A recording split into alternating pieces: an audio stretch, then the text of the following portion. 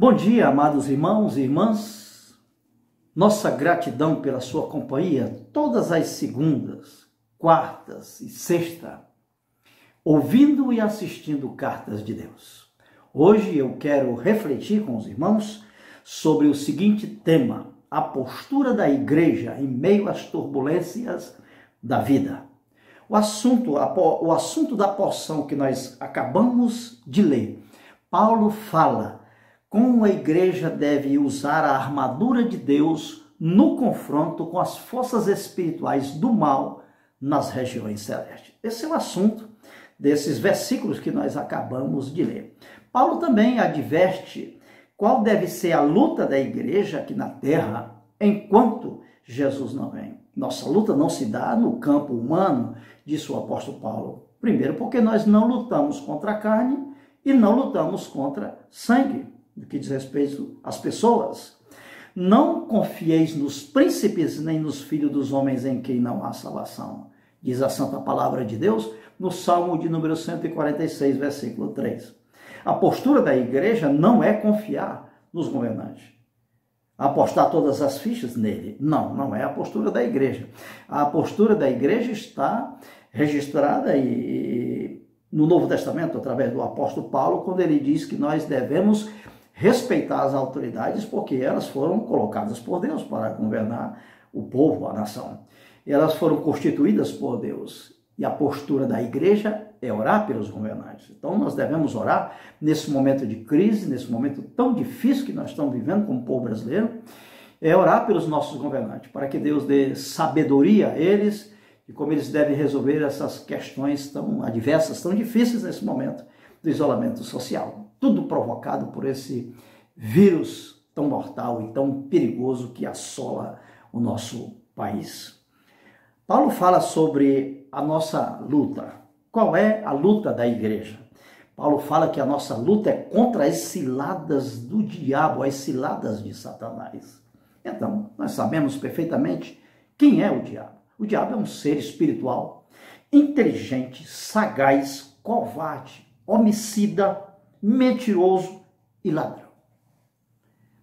Então, ele tem esse tipo de comportamento, Satanás. E ele por ser sagaz, ele se aproveita das crises, dos momentos de fragilidade do povo para mostrar as suas investidas, para colocar diante da crise os seus intentos.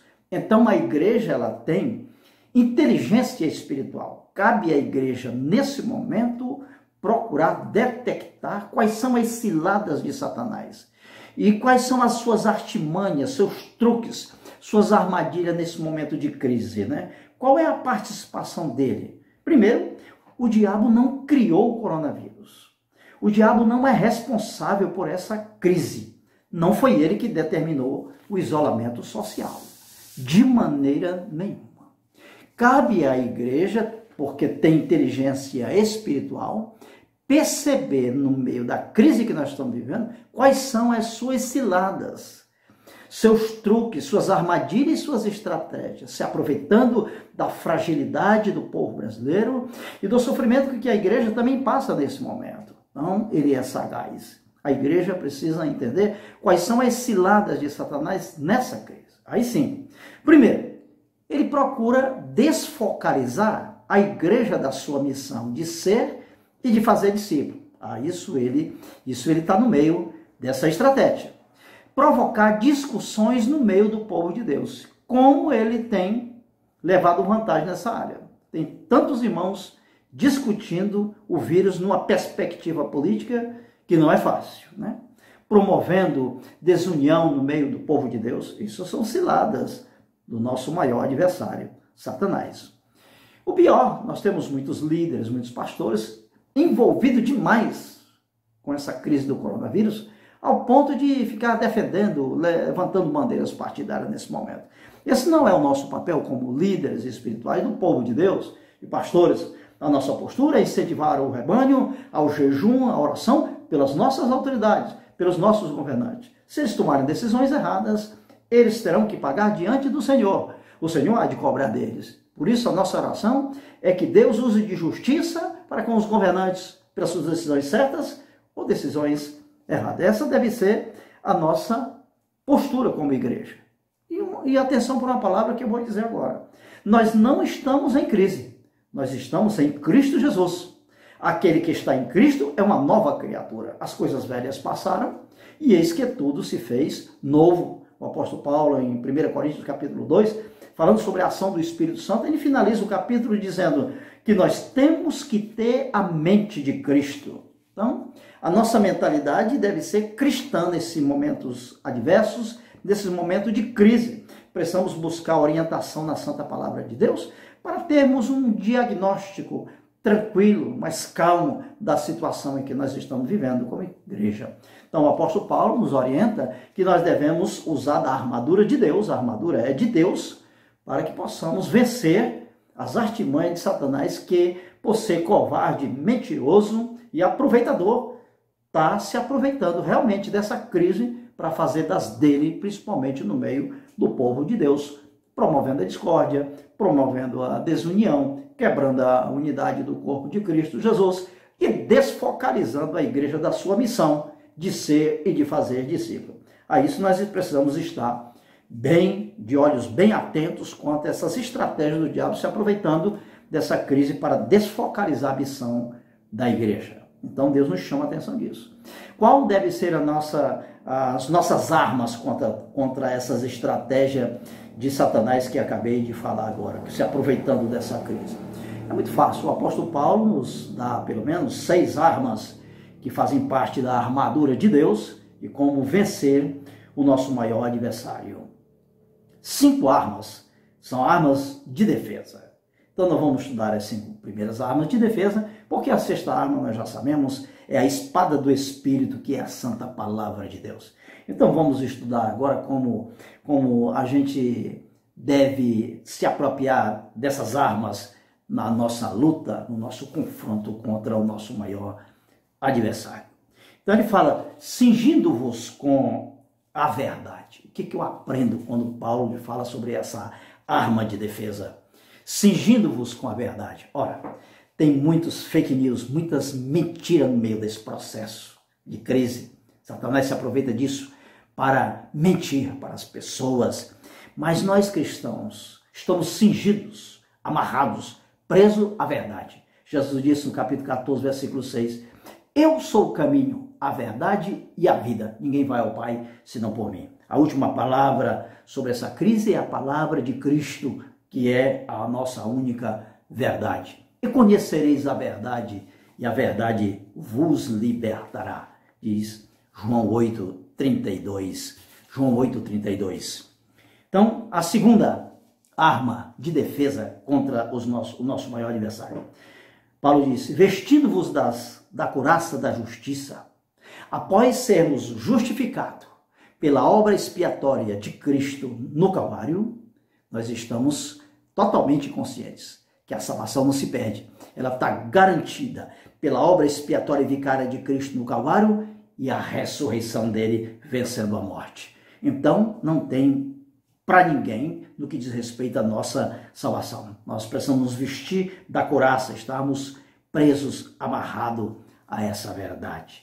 Terceiro lugar, Paulo fala, calçados os pés com o evangelho, com a pregação do evangelho da paz. É o evangelho da paz que nós temos que pregar nesses momentos de crise. Não é o evangelho da confusão, não é o evangelho da discórdia, é o evangelho da paz. Jesus disse, eu sou o príncipe da paz. Quando ele encontrou com os discípulos depois de ressurreto, ele disse, a minha paz eu vos dou. O evangelho tem como proposta a paz de Cristo, que excede qualquer compreensão humana, que deve adentrar e possuir os nossos corações nesse momento tão adverso, tão difícil de crise que nós enfrentamos como igreja nesse momento. E quarta arma que nós devemos nos apropriar como defesa do nosso maior adversário. Paulo disse, embraçando sempre o escudo da fé, com o qual podereis apagar todos os dardos inflamados do maligno. É a nossa fé. O justo vive pela fé. O justo não vive pelas circunstâncias. O justo não vive por questões ocasionais. A nossa fé está firmada tão somente nas palavras do nosso Mestre, na palavra de Deus. A nossa fé vem das promessas dele. As palavras de Jesus são fiéis e são verdadeiras. Nelas a gente pode e devemos confiar nas palavras do nosso Mestre.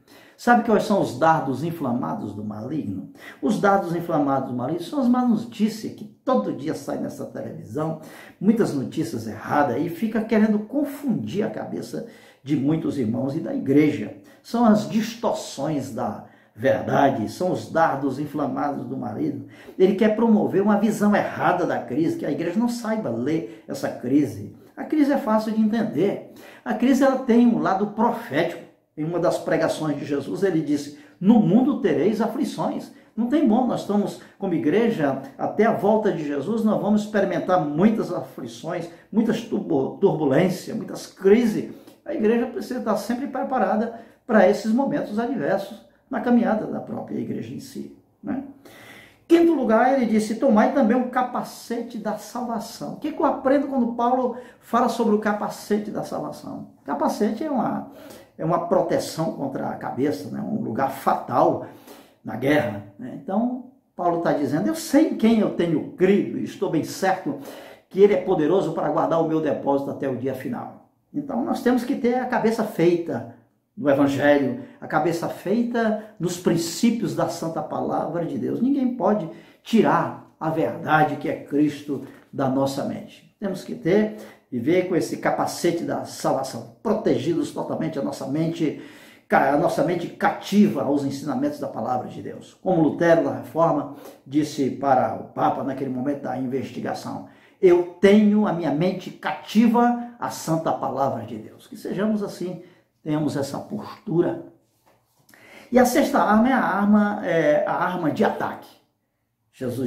Paulo disse: estejam municiados da espada do Espírito, porque ela é a palavra de Deus. Onde eu encontro uma base que possa definir a Bíblia como a palavra de Deus, como a nossa espada maior, capaz de golpear o nosso adversário no contexto de crise desse que nós estamos vivendo.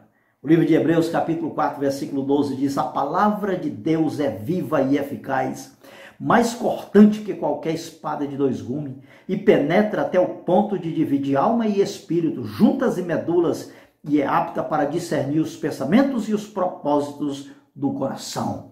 Esse é o poder que tem a nossa palavra, esse poder de penetração no nosso coração. Precisamos usar a palavra de Deus nesse momento para evangelizar as pessoas, levar as pessoas à normalidade, tirar as pessoas dessa crise através de uma palavra, através do evangelho da paz, através da palavra de Deus, que nos traz conforto para esse momento tão difícil.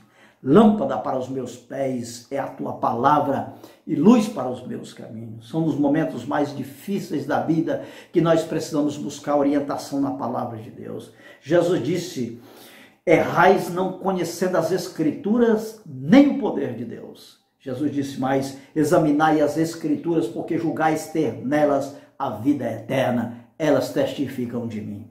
É triste ver muitos irmãos e irmãs que pensa que entende tudo de política, entende tudo de partido, de ideologias, mas é triste ver certos irmãos que não sabem manusear bem a santa palavra de Deus. Não conhece a Bíblia em profundidade e nem tampouco conhece Deus em profundidade, porque se você não conhece a palavra em profundidade, não terá profundidade no conhecimento do nosso Deus. Então, o apóstolo Paulo hoje nos ensinou que para vencer as ciladas do diabo, que se aproveita da crise que o país está passando e o sofrimento da própria igreja em si, onde ele se aproveita de tudo isso com as suas ciladas, cabe à igreja que tem inteligência espiritual detectar nesse momento quais são suas armadilhas, quais são os seus truques, quais são os seus objetivos. E como igreja precisamos estar muito bem atentos nesse momento. Não nos deixemos envolver por controvérsia, por discussões fúteis. E a ordem de Deus é para a igreja: focalize na missão de ser e de fazer discípulo. Essa é a nossa missão. Que o diabo não venha nos desfocalizar como igreja, mas que possamos estar preparados nesse momento para orar pelo governo, para que Deus dê orientação às nossas autoridades, mas sem perder o foco.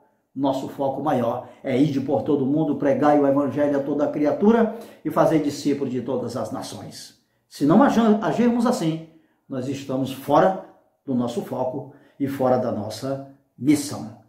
Até segunda-feira, se Deus quiser. Cartas de Deus. Aguardo você lá.